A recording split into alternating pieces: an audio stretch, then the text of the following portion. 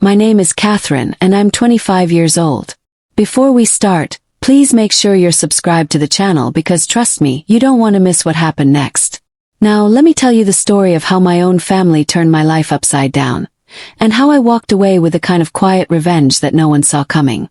I still remember the cold sting of that London wind the day I came back home.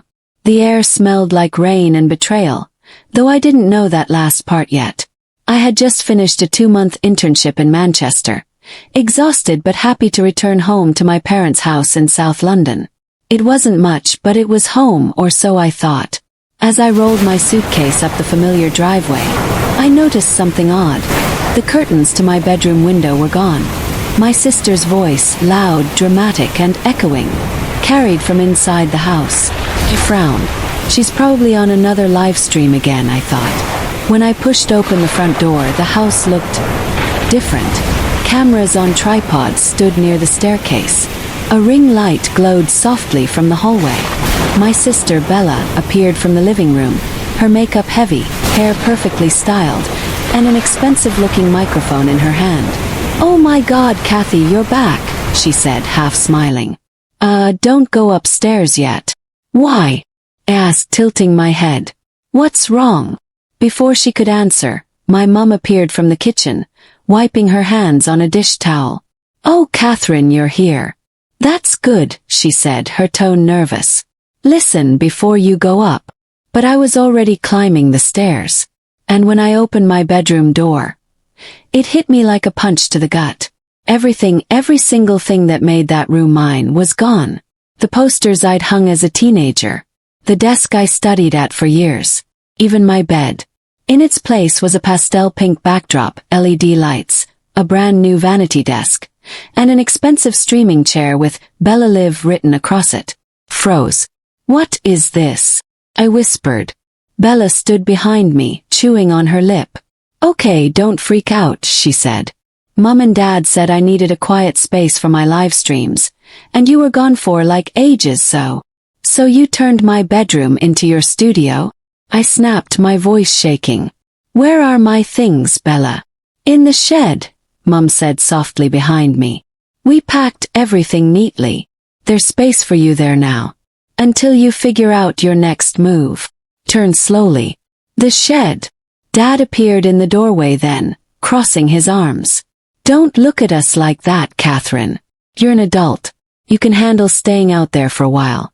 You were gone, and Bella's career is finally taking off. We just want to support her." I laughed, that ugly, shaky kind of laugh that comes from disbelief. "Support her? By throwing me into the shed?" "It's temporary," Mum insisted. "Or if you're uncomfortable, you can, find a place of your own." There it was. The final shove out of the house I'd called home my entire life. My hands trembled. I looked around at the pink walls, the expensive equipment, all bought with the money I'd quietly sent Mum and Dad every month to help with bills.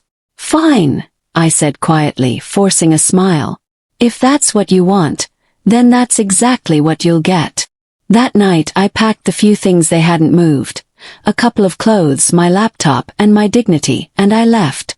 The wind was bitter as I walked down the empty London street, suitcase trailing behind me. No one came after me. Not Mum. Not Dad. Not Bella. Took everything I had not to cry. I rented a small flat in East London, barely big enough for one person, and started freelancing full-time. My clients were overseas, and business was good. I poured myself into work, into silence, into healing. But no matter how busy I was, a small, burning anger grew inside me. Not because of the shed, but because they didn't even check if I was okay. 2 months passed. One Saturday morning, as I sipped coffee by my window, my phone buzzed violently on the table. 58 missed calls from Bella, 3 from Mum, and 1 text message that froze me in place. "Mum, where are you, Kathryn? Please call back. It's urgent." I felt a small, wicked smile pull at my lips. So now they need me. For the first time in months, I didn't feel hurt. I felt calm. I set my coffee down, leaned back in my chair, and whispered to myself, "Let's see what happens when the studio goes dark." I didn't call back right away. In fact, I waited an entire day before even opening my phone again. A part of me wanted to know why they were suddenly desperate to reach me, but another part, the smarter part, told me to stay still. Let them feel the weight of their choices. By the next morning, another 27 missed calls came through. And then one voice message from Bella. Her voice shook through the speaker. "Kathryn, please pick up. Something happened. I don't even know how to fix it. Please." Played it again. Something about the tone felt less like panic and more like guilt. Finally, I called her back. She picked up on the first ring. "Oh my God, Kathy, thank God you called. Please, you have to help." "Slow down," I interrupted. "What happened?" "It's the studio," she stammered. "All the equipment, it's ruined. The lights blew out, my camera won't turn on. And the ceiling's leaking because one of Dad's repairs went wrong. Everything's soaked. I had a brand deal going live today. Mum's freaking out, Dad's shouting and..." Cut her off. "And what do you want me to do?" "You're good with tech stuff," she said quickly. "You could fix it. Please just come over. I'll make it up to you, I swear." I almost laughed. Now she remembers I exist. Still, something in her desperation made me curious. So I agreed. "Fine," I said flatly. "I'll come by later." When I pulled up to the house that evening, it looked the same, but the energy was off. Curtains half drawn, front door slightly open, tension in the air thick enough to cut with a knife. Bella rushed to meet me at the door. Her perfect hair was a mess, mascara smudged under her eyes. "It's a disaster," she said breathlessly. "Everything just died. I don't know what went wrong." "Show me," I said quietly. She led me upstairs to what used to be my room. The once polished space was now chaos. Wires tangled across the floor, ring lights shattered, the camera's lens cracked, and water stains spread across the pink walls. The air smelled faintly of damp wood and burnt plastic. I stood silently in the doorway. "You see," she said, hands trembling. "Dad tried to fix the ceiling leak himself last week, and something must have hit the wiring. I can't even go live anymore. All my sponsors are threatening to pull out." "And?" I asked, my tone cold. "Why should that concern me?" Her lips quivered. "Because you're my sister." I let out a slow breath, pretending to think. "That's interesting. When I came home 2 months ago, and you told me to live in a shed, I don't remember you saying I was your sister then." She flinched. "I know. I was wrong, okay? I didn't think you'd actually leave. Yet you're the one who locked my room." Bella's eyes filled with tears. "Please, Kathryn. Just help me." I stepped inside, scanning the mess. "Where are Mum and Dad?" "In the living room." "They're arguing," she muttered. "Dad says this is all my fault. Mum's blaming him for not checking the pipes. I can't lose my channel, Kathy." "Then maybe," I said softly, "you shouldn't have taken my space to begin with." Her eyes widened, as if she finally understood the gravity of her actions. But it was too late. Downstairs, Mum and Dad fell silent when they saw me. "Oh, Kathryn," Mum started nervously. "Thank God you came. Your father." "I'm not here for a family reunion," I said curtly. "Bella called me." Dad crossed his arms, trying to sound authoritative. "You could at least show some respect when you enter this house." I met his gaze evenly. "Respect is earned, Dad, not demanded." He opened his mouth to speak, but I turned and headed toward the front door. "Wait," Bella called after me. "You're not even going to look at the cables. You're just leaving." "Stop." "No," I said quietly. "I'm just starting." And I left. That night, as I sat in my apartment, I replayed the image of my old room in my mind. The chaos, the destruction, the desperation. I wasn't cruel by nature, but what they'd done to me had been cruel too. They needed to learn that actions had consequences. So I made a plan. First, I blocked all their numbers. Then I reached out to one of my clients, an event planner I'd helped with a luxury campaign, and made a request. "I need to rent a property for a small project," I said. "Something in South London. Family-friendly home." And I want it to look exactly like the one in this photo. I sent her an old picture of our house. She laughed. You're recreating your own family home? Something like that, I replied. Within 2 weeks I had it. A rental house that looked eerily similar to the one I'd grown up in, right down to the ivy on the porch. Then I began setting up. Brand new streaming lights, hidden cameras, soundproof panels. But not for me, for something much smarter. I built a channel. Not a live stream one like Bella's, but a storytelling one.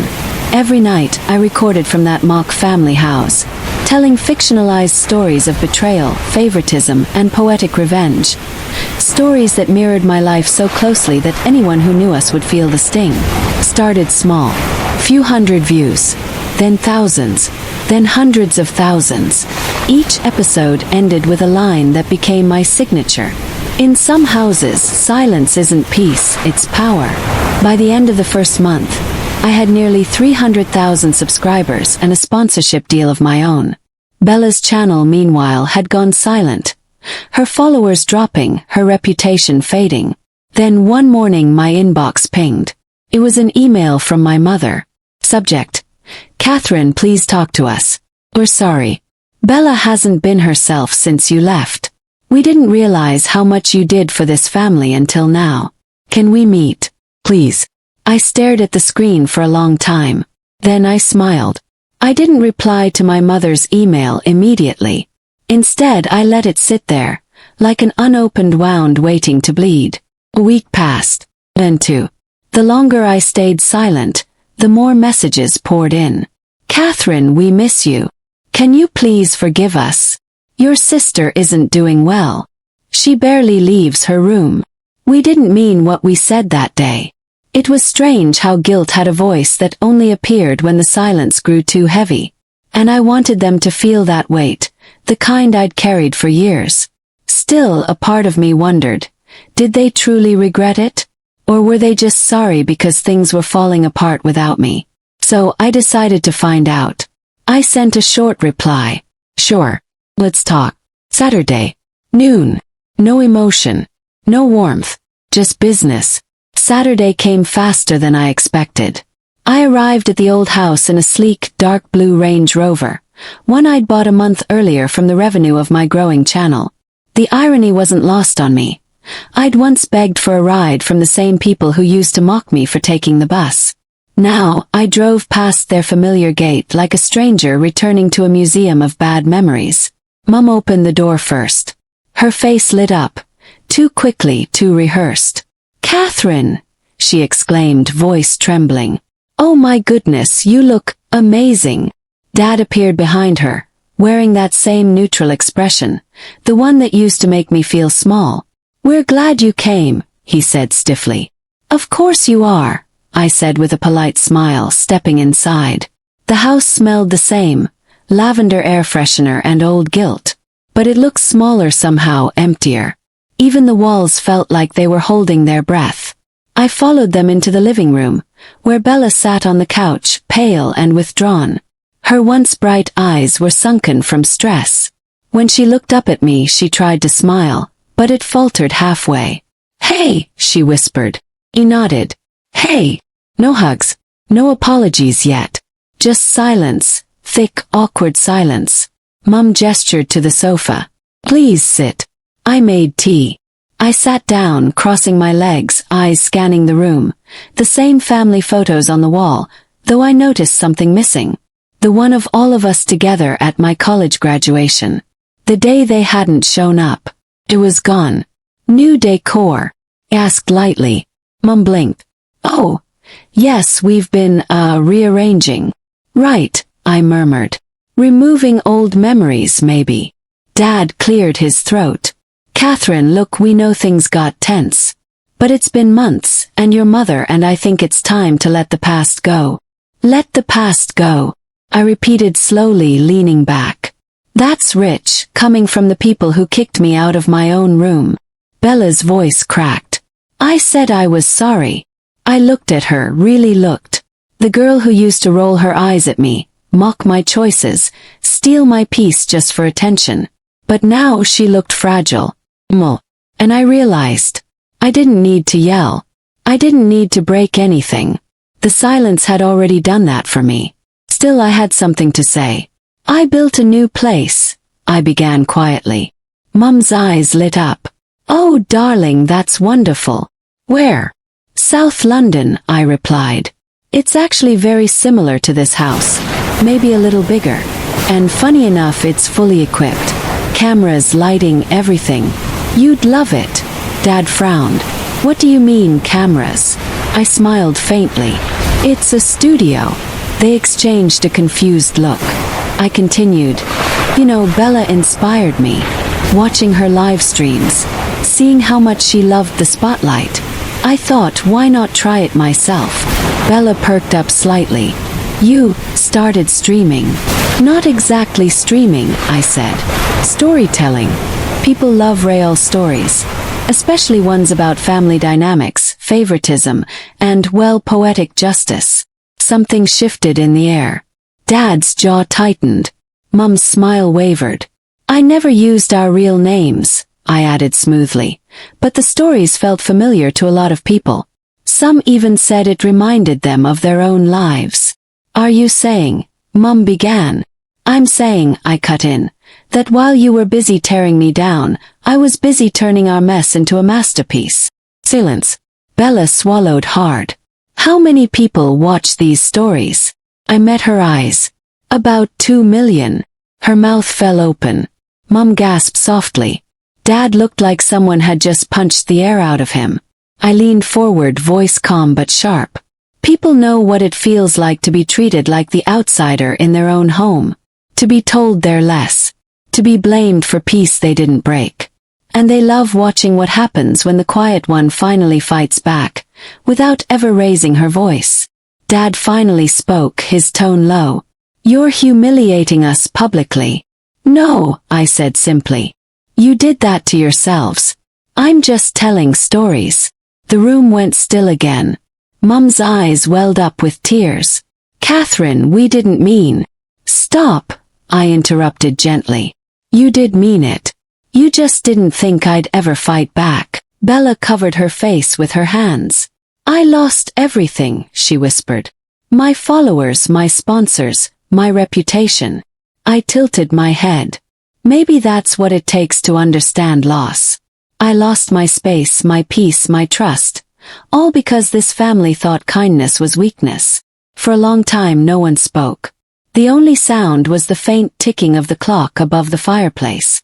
Then I stood. I didn't come here to make a scene, I said softly. I came to return something. I reached into my bag and placed a small envelope on the table. Mum reached for it hesitantly, opening it with trembling hands. Inside was a check. For the mortgage payments, I said. The ones I used to cover. That should clear the rest. Dad's eyes widened. You're paying it off. I'm paying you off, I corrected, my voice steady. So there's no confusion about who owes who anymore. And with that I turned toward the door. As I reached for the handle, Mum called out behind me, her voice breaking. Kathryn, please. Don't go like this. We love you. I paused, just long enough to let the words hang in the air. Then I looked back, met her eyes, and said quietly, love doesn't kick someone out and call it parenting. And I walked out. In the car, as the engine hummed softly, I glanced at my reflection in the mirror. The woman staring back looked calm, composed, powerful. The same house that once stripped me of confidence now served as the backdrop to their own downfall. And somehow that was enough. It had been 3 months since I'd walked out of my family's house. 3 months since they'd turned my childhood room into a set for my sister's vanity. And 3 months since I'd turned their betrayal into the most poetic content I'd ever created. My channel had exploded. People loved the rawness, the tension, the subtle way I told stories that felt too real to be fiction. And they weren't wrong. One night, after a particularly emotional live stream, my manager called. Kate, she said, she always used my nickname for branding. You're trending in 6 countries. Viewers love how authentic you sound. Have you ever thought about, I don't know, telling one about forgiveness? I laughed softly. Forgiveness isn't the end of my story. Not yet. Because while the world saw my calm, confident online persona, inside me was a quiet storm. I hadn't forgiven. Not them. Not yet. It was late one Thursday when my phone buzzed again. An unknown number this time. I hesitated but picked up anyway. "Hello," said. The voice that answered was shaky. "Kathryn, it's Mum." Closed my eyes. "Mum," I said flatly. "I thought I told you." "Please don't hang up," she interrupted quickly. "I know we've hurt you, but things have changed. Your dad's been different since the house issues. And Bella, she's not doing well. She's lost her sponsors, her views are gone. She's been crying every day." I let silence fill the air between us. Finally I said, "You're calling because you want help, not because you're sorry." There was a long pause. Then her voice cracked. "Maybe both." Something in me softened, but only slightly. Exhaled. "I'll come by tomorrow. Noon." When I arrived, the house looked smaller than I remembered. Or maybe I had just outgrown it. Dad was in the living room, his face pale, his once stern posture sagging under invisible weight. Bella sat on the couch, arms crossed, avoiding eye contact. "Look who decided to show up," she muttered. I raised an eyebrow. "Still charming, I see." Dad cleared his throat awkwardly. "We appreciate you coming, Kathryn." "Do you?" I asked, tilting my head. "Because the last time I was here, you told me to live in a shed." He sighed. "We made mistakes." I crossed my arms. "You made choices." No one spoke for several seconds. Then Mum, wringing her hands, said quietly, "We just wanted the family to be close again." "Close," I repeated, almost to myself. "That's an interesting word. You mean you want access?" Dad frowned. "Access to what?" I smiled faintly. "To me. My platform. My audience. The one thing you didn't believe I could ever build." Bella's head snapped up. "Wait, what do you mean your platform?" I turned to her. "You really haven't figured it out yet, have you?" She blinked, confused. "Figured out what?" I stepped closer, my tone low and even. "The stories I tell online, the ones about families who take advantage of their own, the ones that sound strangely familiar to some people, they weren't just stories." Her mouth fell open. You told them about us?" Ed stood. "Kathryn, you can't just." "I didn't name anyone," I said calmly. "But I didn't have to. The truth has a funny way of showing itself." For the first time, Mum looked genuinely afraid. "You exposed our family." "No," I said softly. "You did that when you threw me out." The silence that followed was heavy. No yelling. No dramatic confrontation. Just realization. Finally, I placed a small envelope on the table. "What's that?" Dad asked suspiciously. "Proof," I said, "of how much I've contributed to this house over the years. Mortgage payments, utility bills, repairs. You always thought I was just drifting by, but I was the one keeping the roof over your heads." He opened the envelope. His eyes widened. "This can't be right." "Oh, it is," I said. "Every transfer, every receipt. The last one was 3 months ago, the day I left." Mum covered her mouth, tears filling her eyes. "Kathryn, we didn't know." "That's the problem," I replied. "You never cared to." I turned toward the door, my heart pounding, not from anger but from freedom. But just as I reached the porch, I heard Bella's voice behind me. "Wait." Turned slowly. She stood there, trembling. "Do you hate me?" I thought for a long moment. Then I shook my head. "No. I just don't see you anymore." Her lips quivered. "You ruined me." I smiled sadly. "No, Bella.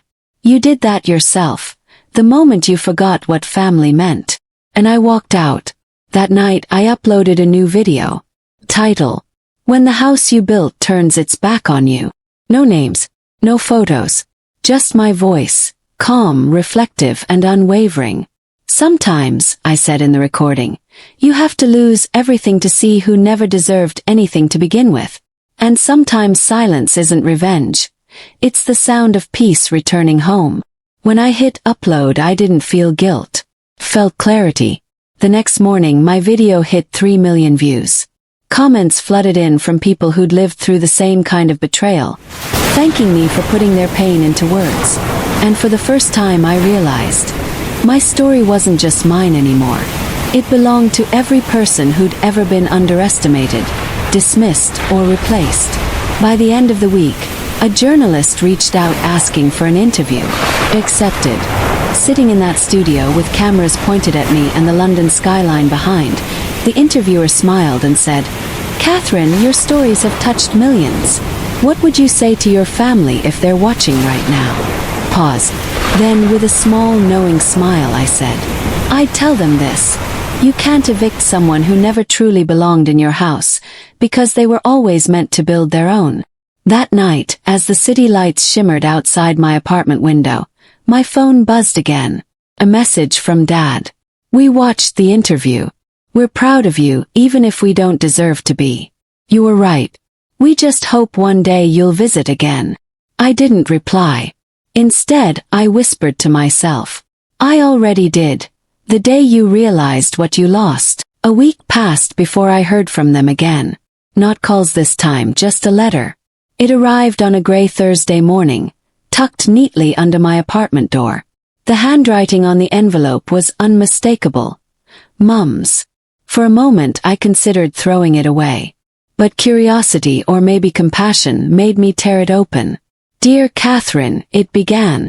"We've been watching your journey, and we finally understand what we lost.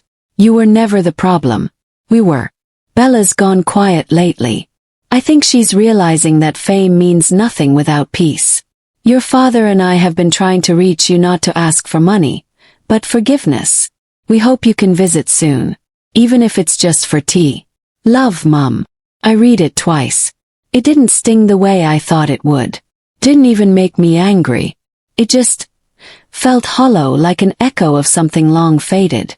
I folded it gently and placed it in my desk drawer, next to the receipts that once proved my worth. That afternoon I went live on my channel. Not as an influencer, not as a storyteller, but as me. "Hey everyone," I began softly.